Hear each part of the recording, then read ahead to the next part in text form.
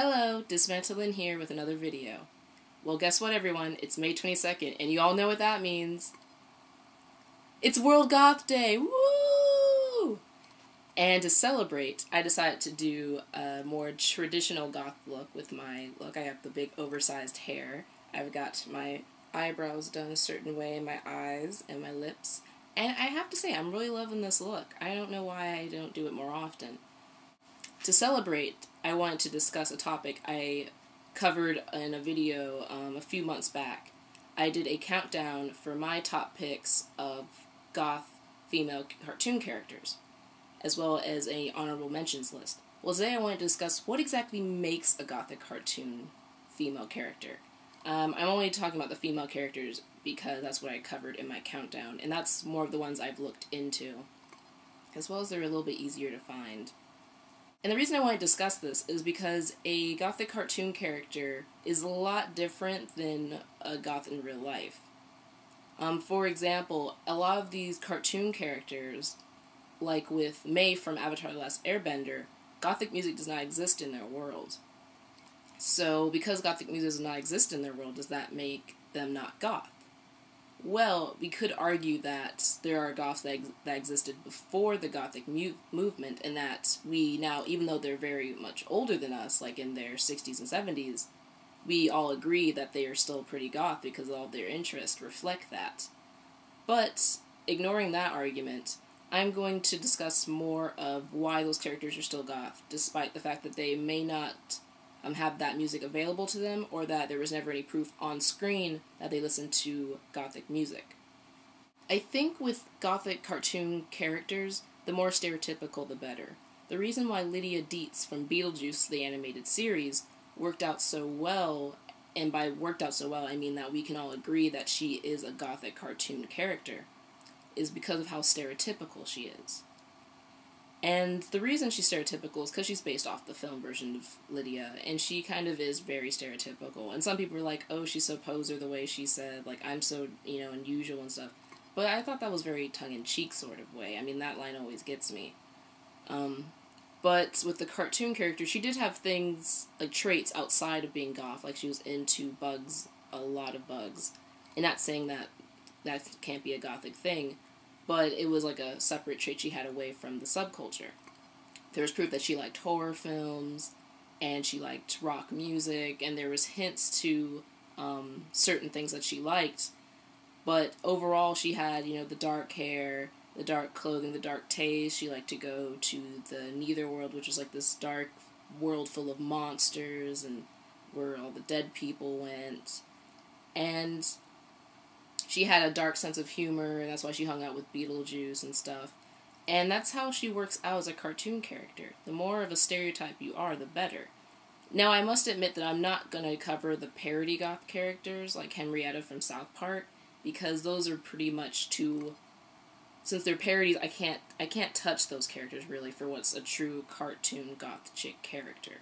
When I mentioned earlier about May from Avatar: The Last Airbender, though she may not dress goth, and though she does not listen to goth music, the audience still gets it that she is sort of a dark, alternative, or goth character, despite the music and the fashion not being apparent.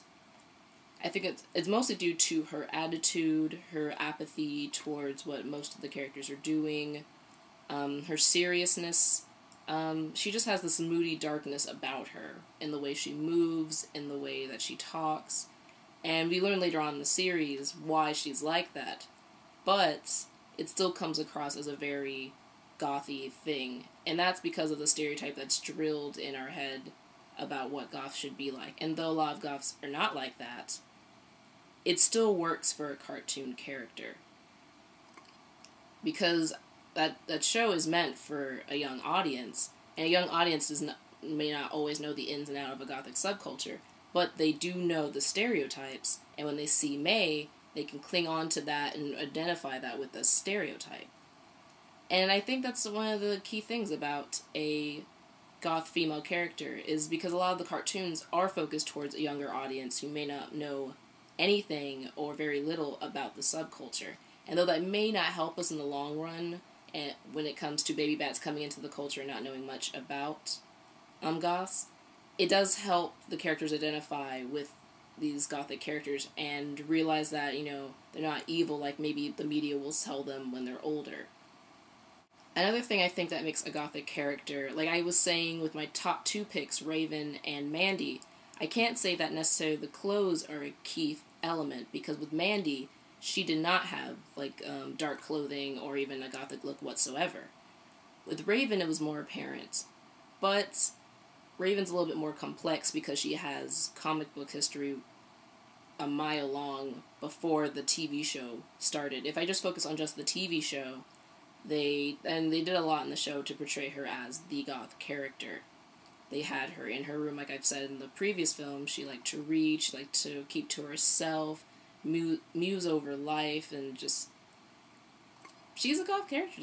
There's no way that we can avoid identifying her that. Even if she didn't wear the dark colors like Mandy does, we'd still be able to identify it. I think the main reason we can identify Mandy as a Gothic character is because the show overall had a Gothic feel. The reason why Mandy is such a successful Gothic character, and the reason why I put her so far in the countdown, I've said why I put her so far in the countdown. But the show itself, The Grim Adventures of Billy and Mandy, was already a Gothic show. They made references to the Gothic subculture, there were references to dark literature, and the art style was very dark, as well as a lot of the themes of the episodes. So Mandy being the main character, as well as being the most sinister of the characters, made her a Gothic character. And though in real life there's no proof that she listened to Goth music, and though she did not dress in the Gothic fashion, we could still identify her as a Goth character. Other characters like Gaz from Invader Zim, it's a little bit hard to peg down. Once again, there is no proof that she listened to the music, and her clothing style doesn't really say much because that artist style is very Gothic to begin with. But we still know that she's a Goth. I think with characters like Mandy and Gaz, it's more in the attitude and the whole overall show help aiding to their Gothicness. She was the more dark of the characters. Because the other characters, though they're in a Gothic-themed show, or have Gothic elements in the show, we know that Zim isn't Goth. But Gaz we could always identify as Goth because of her attitude, as well as, I guess, some of her aesthetic. It's very rare that a character that most would identify as Goth will come out and say they're Goth. We can't always have a Hex Sisters sort of character. A lot of times it's going to be in the appearance or the attitude of the character. Like creepy Susie from the Oblongs. There's no doubting that she's Goth. She'd always just spout out depressing poetry or quirky little quick-witted dark things about death or something. And then her aesthetic is just purely a Gothic aesthetic. And with certain characters that don't have the attitude, but I think we could all identify them with, there's normally something in the aesthetic. Either one or two is missing. If you don't have the attitude, normally the aesthetic is there. If you don't have the aesthetic, normally the attitude is there. With Creepy from Growing Up Creepy, she doesn't have the attitude, really, of the Gothic character. She has the interest, and she has the aesthetic all the way. So it's normally going to be either interest, attitude, or aesthetics. The attitude, though, I think we can all agree that not all Goths have that same stereotypical attitude we see in cartoon characters. For the cartoon, it's necessary, because sometimes the kids may not get it. If the aesthetic is definitely not there, the kids won't really get it unless the character is moody enough.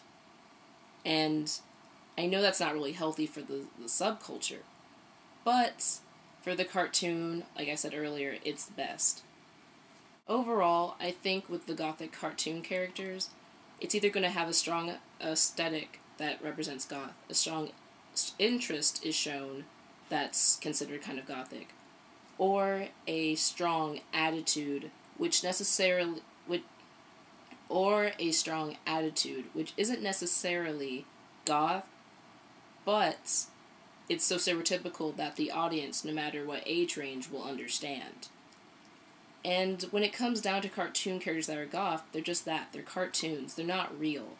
So we can't hold them to the same standards of Goth as we hold ourselves in real life. And I like it better that way. I mean, cartoons, though they are influenced by a lot of real life, there's certain elements to it that has its own world to itself. if that makes any sense. And I'm not going to get angry about the portrayal of some of the stereotypes in these Gothic cartoon characters, because a lot of them were simplified for a younger audience. And they're not necessarily doing anything harmful. It's normally when they're saying Goths are evil that the stereotype towards a Goth is harmful. But a lot of times the cartoons just say, they have sort of a different attitude than maybe the main character. And overall, that's not really that bad. I hope you have a very happy World Goth Day, or maybe a very dark World Goth Day.